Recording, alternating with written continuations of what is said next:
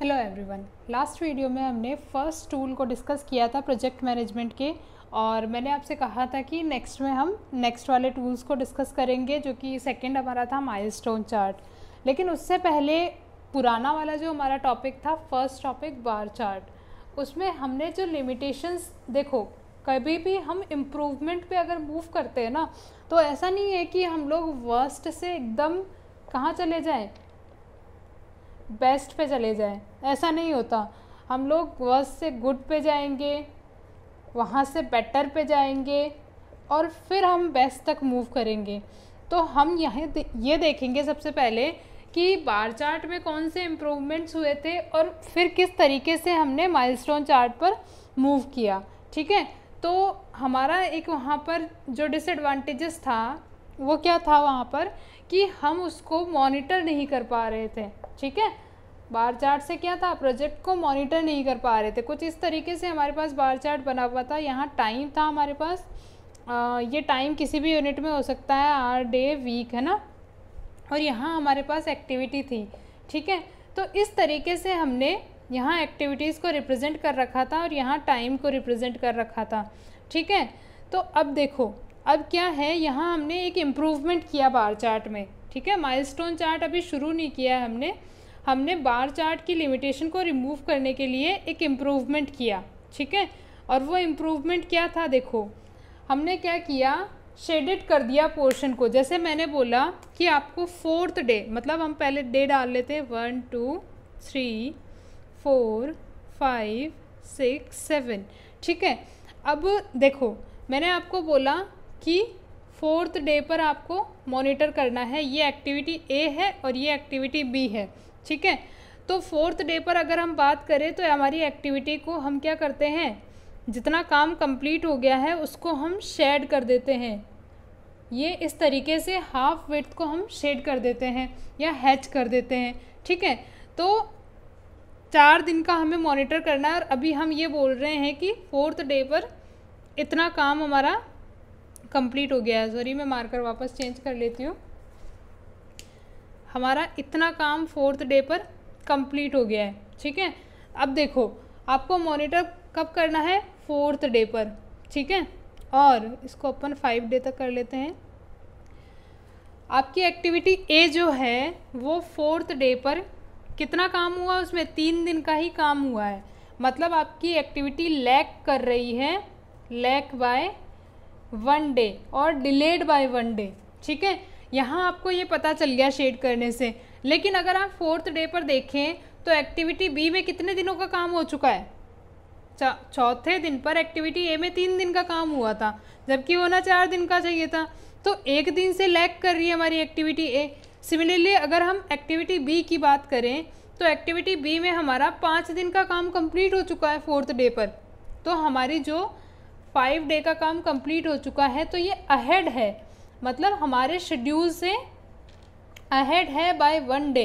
ठीक है, अब हम क्या कर सकते हैं, देखो ये कैसे काम आएगा इम्प्रूवमेंट हमारे। अब देखो हमारा ये जो काम है, बी एक्टिविटी जो है वो एक दिन पहले, एक दिन आगे चल रही है, और हमारी ए एक्टिविटी एक दिन पीछे चल रही है। इसका मतलब क्या है कि यहाँ पर रिसोर्सेज जितने चाहिए उससे ज़्यादा है, जबकि यहाँ पर कम है। तो अब हम क्या करेंगे, इसको रीशेड्यूल करेंगे। रीशेड्यूल में क्या करेंगे, रिसोर्सेज को रीअलोकेट करेंगे, और उसके लिए हमें क्या करना पड़ेगा, हम यहाँ एक्टिविटी बी से रिसोर्स लेंगे, जो एक्स्ट्रा रिसोर्स है यहाँ पर, और उनको ए में एम्प्लॉय कर देंगे। तो हमारी जो दोनों एक्टिविटीज़ हैं वो फोर्थ डे पर दोनों में फोर्थ डे तक का काम हो जाएगा। ठीक है, इस तरीके से हमें पता चल जाएगा कि हमारे कहाँ पर एक्सेस हो रहे हैं रिसोर्सेज और कहाँ पर हमारे पास कम है। उस तरीके से हम रिशेड्यूल कर सकते हैं। और ये रिशेड्यूलिंग हमें कैसे पॉसिबल हुई, जब हम पता लगा पा रहे हैं कि कितना काम किसी पर्टिकुलर टाइम पे कंप्लीट हो चुका है या कितना ज़्यादा हो चुका है, कहाँ पर हमारे पास एक्सेस अवेलेबिलिटी है रिसोर्सेज की और कहाँ पर कम है। ठीक है, तो ये हमारा एक इम्प्रूवमेंट था। अब ऐसे ही छोटे छोटे इम्प्रूवमेंट्स करते हुए हम पहुंचते हैं माइलस्टोन चार्ट पे। देखो माइलस्टोन चार्ट जो है हमारा, वो भी बार चार्ट का ही एक मॉडिफिकेशन है। देखिए किस तरीके से, देखिए यहाँ पहला पॉइंट मैंने आपको कहा कि माइलस्टोन चार्ट जो है एन इम्प्रूवमेंट ओवर क्या है, an improvement over bar chart. ठीक है, ये बार चार्ट का ही एक इम्प्रूवमेंट है, किस तरीके से है वो अभी देखेंगे। अब इसमें क्या करते हैं हम लोग, द एक्टिविटीज़ किस तरीके से है, the activity that is completed, मतलब हमारी जो एक्टिविटी कंप्लीट हो गई है उसको हम रिप्रेजेंट कर देंगे। Completed is represented in terms of, represented in terms of milestones। ठीक है, क्या बात समझे, इस बात क्या समझे आप यहाँ सर, क्या बोला जा रहा है कि ये एक इम्प्रूवमेंट है बार चार्ट पर, और जो एक्टिविटी कंप्लीट हो गई है उस एक्टिविटी को हम रिप्रेजेंट कर देते हैं किसके फॉर्म में, माइलस्टोन की फॉर्म में। माइलस्टोन हमारा मतलब एक इवेंट है जो रीच हो चुका है। जैसे मैं आपको बताऊं कि हमें घर बनाना है, ठीक है, हम एक क्या लेते हैं, एग्जाम्पल लेते हैं, ये बार चार्ट का मॉडिफिकेशन है तो कुछ इसी तरीके से होगा। ठीक है, और ये माइलस्टोन को रिप्रेजेंट किससे करते हैं, हम एरो से रिप्रेजेंट कर सकते हैं, स्क्वायर से रिप्रेजेंट कर सकते हैं, और सर्कल से रिप्रेजेंट कर सकते हैं। अब इसको एक एग्जाम्पल से समझते हैं। देखो, आपको हाउस कंस्ट्रक्शन करना है, कंस्ट्रक्शन एग्जाम्पल ले रहे हैं हम लोग, कंस्ट्रक्शन ऑफ ए हाउस। ठीक है, अब देखो इसमें क्या क्या एक्टिविटीज़ होंगी, यहाँ पर टाइम होगा हमारा, है ना, टाइम होगा यहाँ पर, और यहाँ पर होंगी हमारी एक्टिविटीज़। अब मैंने कहा आपको कि हमारा कंस्ट्रक्शन ऑफ फाउंडेशन एक एक्टिविटी है ए। ठीक है, एक्टिविटी ए क्या है, कंस्ट्रक्शन ऑफ फाउंडेशन। फिर एक्टिविटी बी क्या है, कास्टिंग ऑफ कॉलम्स। ठीक है, एक्टिविटी बी क्या है, ए क्या है हमारी एक्टिविटी, फाउंडेशन वर्क।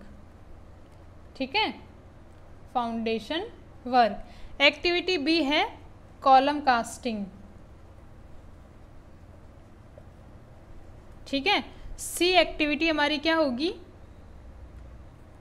सी एक्टिविटी हमारी होगी बीम एंड स्लैब कास्टिंग। ठीक है, इस तरीके से हमने एक हाउस कंस्ट्रक्शन को नंबर ऑफ एक्टिविटीज़ में डिवाइड कर लिया। आगे एक्टिविटीज़ और हैं, हम इतनी ही एक्टिविटीज़ के एग्जांपल से इसको समझते हैं। ठीक है, अब हमारी एक्टिविटी ए क्या है, फाउंडेशन वर्क। अब देखो, फाउंडेशन वर्क ऐसा तो है नहीं कि आपने बोल दिया फाउंडेशन वर्क, उससे फाउंडेशन वर्क में भी तो काफ़ी चीज़ें हैं। पहले आपको साइट क्लियरेंस करनी पड़ेगी, फिर आपको मार्किंग करनी पड़ेगी, फिर एक्सकेवेशन होगा, एक्सकेवेशन के बाद क्या होगा, वहाँ पर फॉर्म वर्क लगाया जाएगा, फिर रेनफोर्समेंट वहाँ पर लगाया जाएगा, रेनफोर्समेंट की बाइंडिंग और बेंडिंग और बाइंडिंग होगी।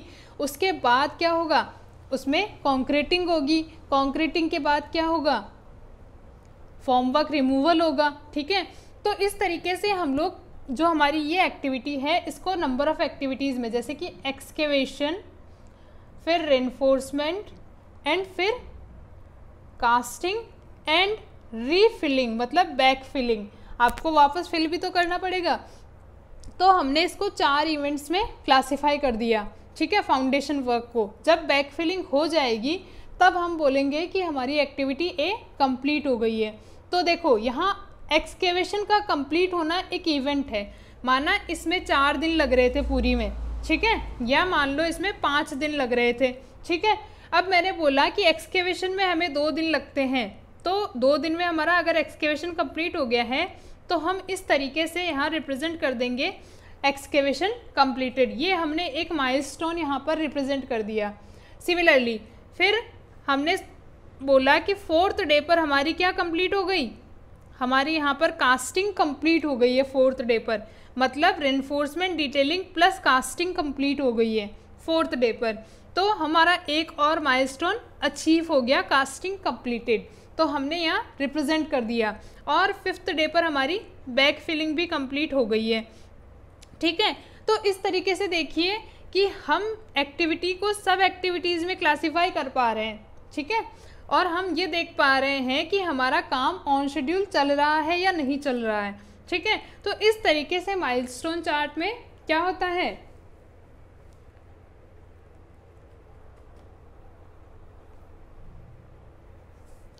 माइलस्टोन चार्ट में हमने एक एक्टिविटी की सब एक्टिविटीज़ के बीच में रिलेशनशिप एस्टेब्लाइज कर ली, ठीक है, समझ रहे हो। एक्टिविटीज़ रिलेशनशिप कहाँ एस्टेब्लाइज करी है, इसको लिख लेते हैं हम लोग। क्या एग्जाम्पल मैं आपको बता रही हूँ। इन milestone relationship is stabilized between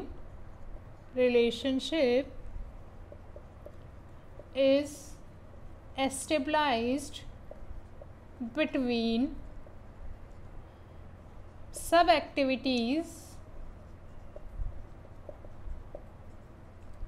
of a particular activity, ठीक है। तो ये हमारा क्या हो गया, एडवांटेज हो गया माइलस्टोन चार्ट का कि हमने एक माइलस्टोन अचीव कर लिया।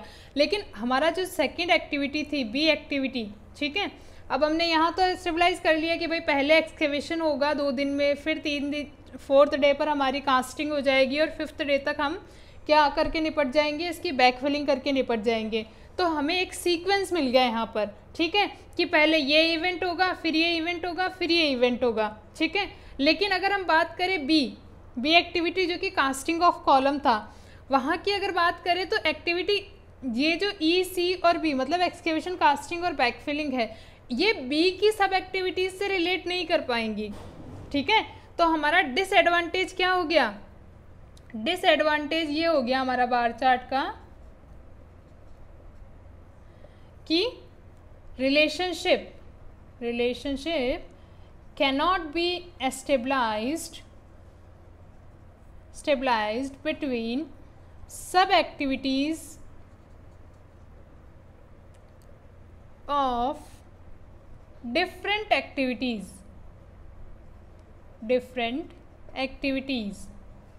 होप सो समझ में आ रहा होगा। देखो यहाँ फाउंडेशन वर्क और कास्टिंग ऑफ कॉलम, इन दोनों की एक्टिविटीज़ के बीच में कोई रिलेशनशिप एस्टेब्लाइज नहीं कर पाए हम। ऑल्दो हम जब कास्टिंग ऑफ कॉलम की बात करते हैं तो यहाँ पर देखो फॉर्म वर्क बंधेगा, ठीक है, फिर इसमें रेनफोर्समेंट लगेगा, ठीक है, फिर बाइंडिंग ऑफ रेनफोर्समेंट होगी एंड फिर कास्टिंग होगी एंड फिर फॉर्म वर्क रिमूवल होगा, ठीक है।